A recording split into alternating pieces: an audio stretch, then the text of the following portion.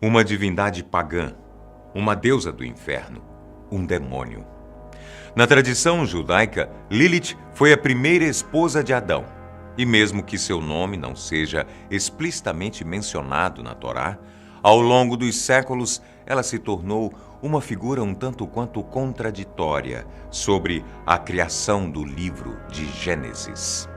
Mas, para compreender muito do que vamos falar no programa de hoje, é preciso que você esteja pronto para considerar diferentes versões sobre a criação da própria humanidade. Entre as centenas de escrituras rabínicas, os chamados Talmud, está o alfabeto de Ben Sirá, que possui uma rara menção sobre a existência de Lilith. Nele está escrito que, muito antes da criação de Eva, Lilith foi concebida da poeira, tal qual Adão. A grande questão é que Lilith teria se rebelado contra a superioridade de Adão na hora do sexo e negado a se deitar sob ele. Então, esta seria a razão pela qual ela resolveu abandonar o jardim do Éden e, consequentemente, Adão. É por isso que Lilith acabou se tornando uma personagem questionável para o catolicismo e o judaísmo, por exemplo, porque essas religiões são essencialmente patriarcais.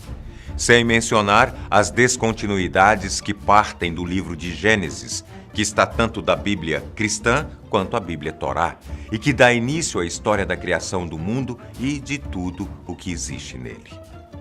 E se for verdade que Lilith foi a primeira mulher criada por Deus? Eu sou Antônio Bocco e sejam muito bem-vindos ao canal Fatos Desconhecidos.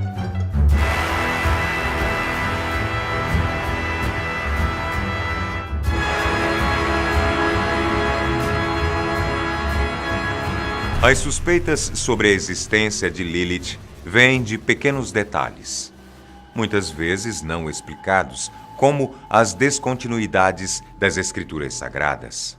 No livro Gênesis, logo no primeiro capítulo, é dito que Deus criou o homem e a mulher da poeira à sua imagem e semelhança.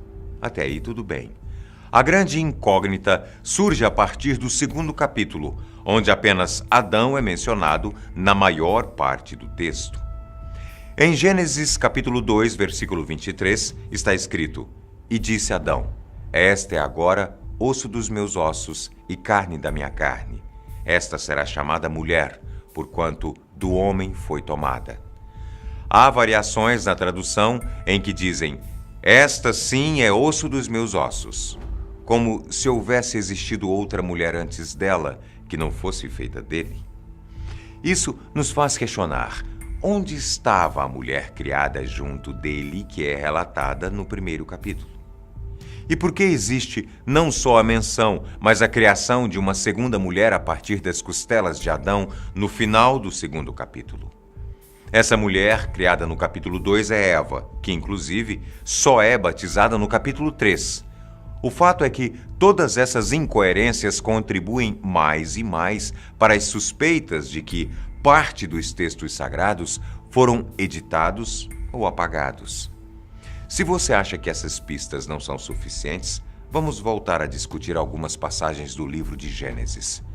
Por muitas vezes é mencionado que Deus decidiu dar a Adão uma parceira idônea. Isso não só sugere que houveram padrões não idôneos para a criação de Eva, como também insinua que existiu uma mulher anterior. Vale ressaltar que Lilith é constantemente associada às características serpentina e alada. Se considerarmos que a serpente alada do Éden não se tratava de um animal, mas de uma mulher, muitos detalhes se encaixam. Reza a lenda que Lilith se casou com um demônio chamado Samael, depois de abandonar o Éden. Como um modo de vingança contra Deus e o próprio Adão, ela subiu aos céus na forma de uma cobra. Lilith teria seduzido Eva para que ela comesse o fruto proibido e então caísse em pecado e fosse expulsa do Éden junto de Adão. É aí que entra a questão do fruto proibido e suas inúmeras interpretações. As principais teorias apostam que o fruto proibido nada mais era que o conhecimento passado de Lilith para Eva sobre os prazeres da carne. Afinal, sexo por prazer pode ser considerado um pecado. Eva, sabendo dos prazeres que o sexo podia proporcionar, foi até Adão para que ele a satisfizesse. Inconformado com o fato de Eva saber de algo que ele sequer conhecia, Adão se isolou aos prantos nos pés de uma árvore. E aí que Samael, o demônio que havia se casado com Lilith, ofereceu a Adão o mesmo conhecimento que Eva tinha a mais. Samael era parte da vingança de Lilith, e falar sobre os prazeres da carne, e além disso, para Adão, foi uma forma de fazê-lo questionar o próprio Deus. O que dizem é que Deus não criou o homem para ter conhecimento. Se considerarmos o versículo 28 do capítulo 1 de Gênesis, homem e mulher foram criados para frutificar e multiplicar e encher a terra. Em troca, todo o resto lhes foi dado. Há quem diga que Adão recebeu o Kundalini, que tem o significado de despertar da consciência, não por coincidência. O animal que simboliza o poder do tal Kundalini é a serpente. Daí vem a origem do nome Lúcifer, que quer dizer portador da luz e que, por sua vez, pode ser entendido como portador do conhecimento. A partir disso, Samael foi chamado de Lúcifer. Seguindo a teoria, Lilith foi quem induziu Eva e Adão ao pecado, que acabou resultando na expulsão dos dois do Éden. Mas eles não foram os únicos punidos.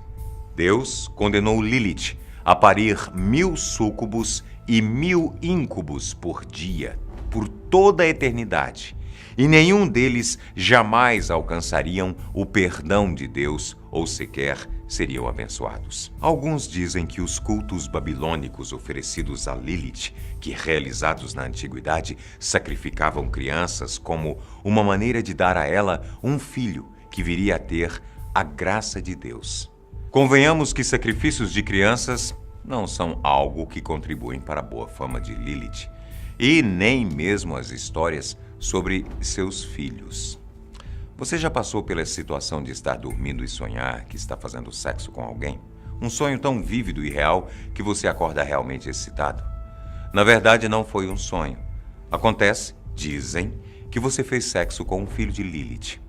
Os súcubos são demônios que vêm na forma de mulher, enquanto os íncubos vêm na forma de homem.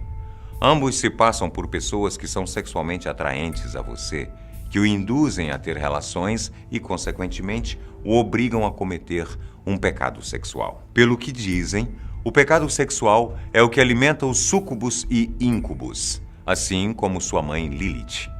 Mas onde estão as evidências da real existência dessa mulher? O primeiro concílio de Nicéia foi presidido pelo imperador romano Constantino no ano de 325 d.C. Esse concílio reuniu bispos das principais regiões de disseminação do cristianismo. A data da Páscoa, por exemplo, foi decidida em eventos desse tipo. Outra função do concílio era condenar, rejeitar e retirar das escrituras sagradas os evangelhos gnósticos que, de acordo com os bispos, foram escritos sem a inspiração divina. Não por acaso, vários dos evangelhos originais iam contra os dogmas estabelecidos pelos membros do concílio, e assim os evangelhos de Maria Madalena, Tomé, Judas, Jesus e Gênesis segundo sumiram no tempo. Era decidido que os textos retirados deveriam ser destruídos por completo, mas nem todos tiveram esse destino.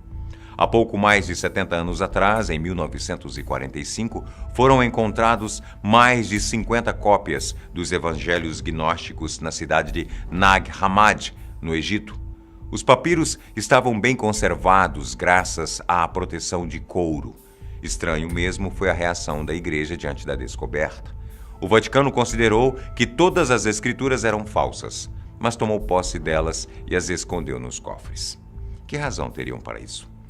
O fato é que entre as dezenas de textos estava a história de Lilith, a primeira mulher de Adão, antecessora de Eva. Lilith está presente em várias culturas e sua história é muito conhecida no meio hermético judaico.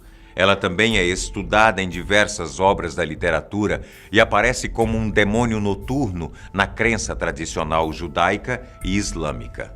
Na cultura hebraica, Lilith é como um espírito feminino vingativo que ataca sexualmente os homens e mulheres. Mas as diversas interpretações não mudam o fato de que ela pode realmente ter existido. E se for verdade? Eu fico por aqui e espero vocês para muito mais num próximo programa. Até lá.